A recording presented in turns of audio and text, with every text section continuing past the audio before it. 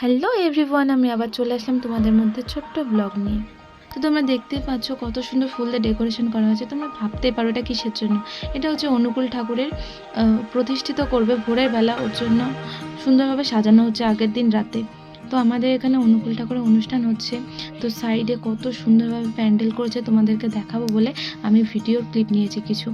তো এই সাইডে স্টেজ পারফরমেন্স হবে। তো তারপর তোমাদেরকে স্টেজটা দেখিয়ে নিচ্ছি কত সুন্দরভাবে ডেকোরেশন করা। তো এটা 28শে ডিসেম্বর অনুষ্ঠান হয় সকাল থেকে সন্ধ্যা অবধি। তো আমি এর আগের দিন ভিডিও ক্লিপ নিচ্ছিলাম। এরপর আমাদের যে মেন মন্দিরটা আছে সেখানে আমি রওনা দিলাম তোমাদেরকে দেখানোর জন্য। তো এখানে সব দোকান টোকান বসে গেছে, আর এই দিকে দেখতে পাচ্ছ কত সুন্দর ডেকোরেশন করা। আর আমি এখন ওই মন্দিরটাতে যাচ্ছি। খুব সুন্দরভাবে ডেকোরেশন করা রয়েছে, খুব সুন্দর লাগছে।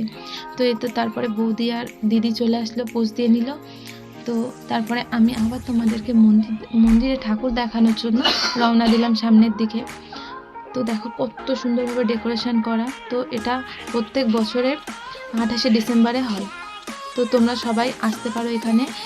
এখানে খাওয়া দাওয়ার ব্যবস্থাও আছে। তো দেখো কথা বলতে বলতে আমি এবার মন্দিরের কাছে চলে আসলাম, আর দেখো কত সুন্দর ফুল। তো এখানে রিলস বানানোর জন্য খুব ভালো। তো আমি ওকে আবার বললাম আবার একটু দেখিয়ে দে, জায়গাটা এত সুন্দর। তারপরে আমরা মন্দিরের যে মেন ঠাকুর সেটা দেখার জন্য চলে আসলাম। দেখতে পাচ্ছ কত সুন্দর।